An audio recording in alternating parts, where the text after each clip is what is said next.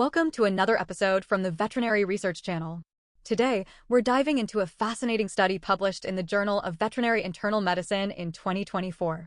This research explores a potential new tool for understanding epilepsy in our canine companions.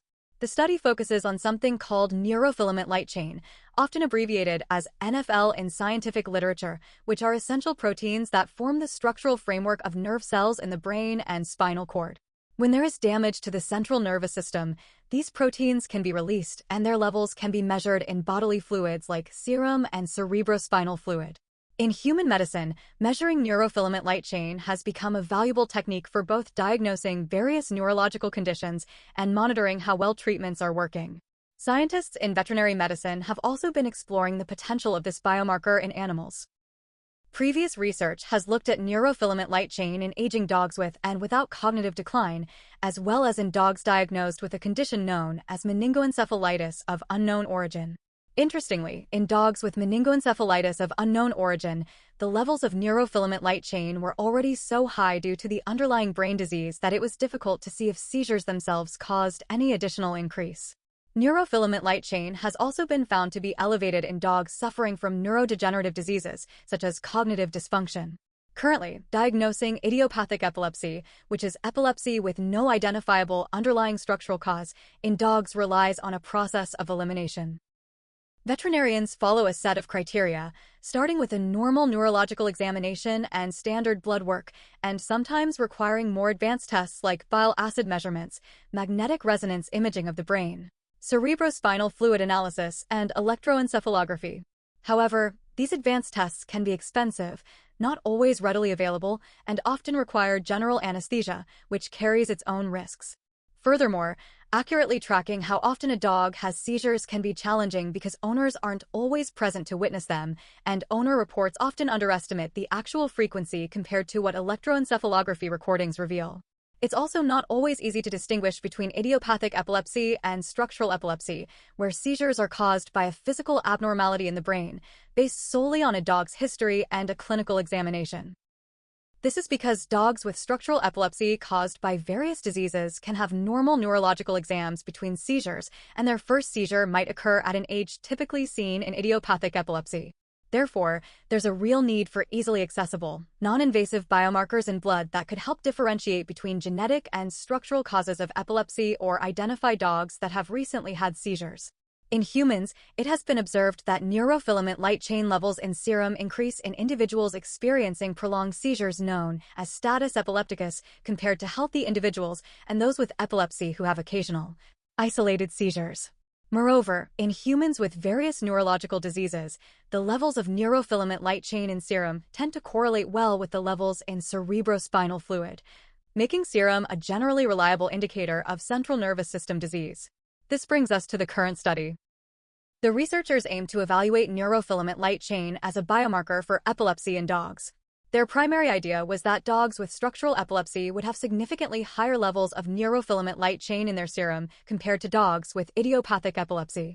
Their secondary idea was that neurofilament light chain concentrations would be significantly higher if measured within 7 days after a seizure compared to when a dog had been seizure-free for at least 30 days before the blood sample was taken.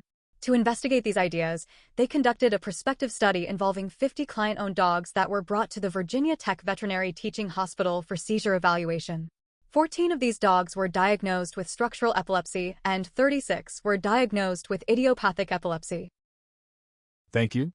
Now let's delve into what the researchers discovered. To measure the neurofilament light chain concentrations, they collected a total of 52 serum samples from these dogs and used a highly sensitive technology called single-molecule array. What did they find? Well, the results showed a significant difference in the median serum concentration of neurofilament light chain between the two groups. Dogs with structural epilepsy had a median concentration of 109 picograms per milliliter, with a range from 11.4 to 741.3 picograms per milliliter. In contrast, dogs with idiopathic epilepsy had a much lower median concentration of 17.7 picograms per milliliter, ranging from 5.8 to 188 picograms per milliliter. This difference was statistically significant. Even when they excluded the two dogs in the structural epilepsy group that had meningoencephalitis of unknown origin, a significant difference in neurofilament light chain levels still existed between dogs with brain tumors and those with idiopathic epilepsy. Interestingly, the study did not find a significant relationship between the serum neurofilament light chain concentration and the timing of the blood sample in relation to the most recent seizure in dogs with either idiopathic or structural epilepsy. This means that whether the blood was drawn within 7 days of a seizure or after at least 30 days of being seizure-free did not significantly impact the neurofilament light chain levels in either group.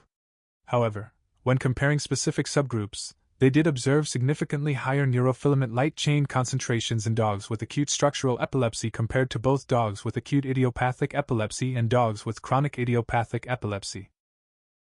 To see how well neurofilament light chain could distinguish between structural and idiopathic epilepsy, the researchers performed an analysis.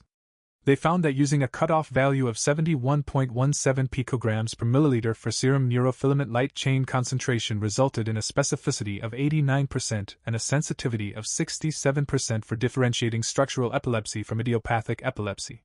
The area under the receiver operating characteristic curve, a measure of how well a test can distinguish between two conditions, was 0.8, which is considered quite good.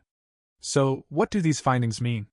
The researchers concluded that serum neurofilament light chain may serve as a helpful additional biomarker to differentiate between structural and idiopathic epilepsy in dogs.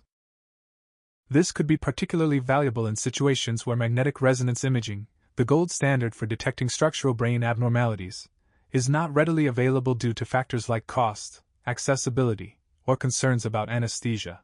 While the study focused on structural epilepsy caused by brain tumors and meningoencephalitis, which are two of the most common causes, the researchers acknowledged that their findings might not apply to all causes of structural epilepsy, such as structural anomalies, vascular issues, or neurodegenerative conditions. The lack of a significant relationship between neurofilament light chain levels and the timing of recent seizures was an interesting finding.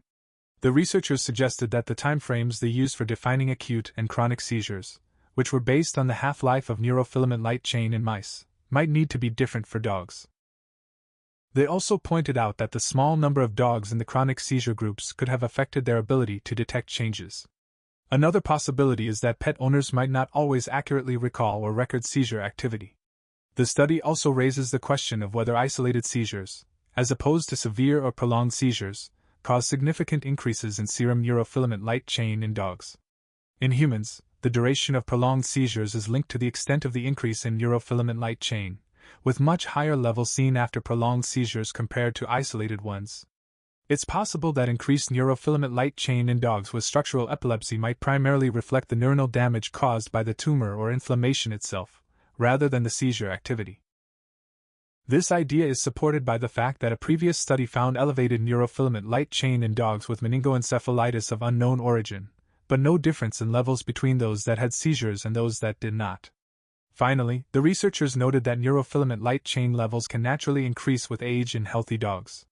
While the dogs with structural epilepsy in this study were older on average than those with idiopathic epilepsy, the researchers did not find a significant correlation between age and neurofilament light chain concentration in their study. This suggests that age likely had a minimal impact on their findings regarding the difference between the epilepsy groups. They also mentioned that factors like body weight, which have been shown to affect neurofilament light chain levels in humans, were not examined in this study. The researchers concluded that their study provides initial evidence that serum neurofilament light chain concentration has potential as a valuable biomarker for diagnosing epilepsy in dogs, particularly in helping to distinguish between idiopathic and structural causes. They emphasized the need for further research to evaluate neurofilament light chain levels in other causes of structural epilepsy, and to better understand its role as a specific marker for seizure activity. Thank you for listening to the Veterinary Research Channel. A link for the reference paper is in the video description. Remember to test your knowledge by answering the questions in the description, and as always, keep those minds inspired, hearts light, and tails wagging.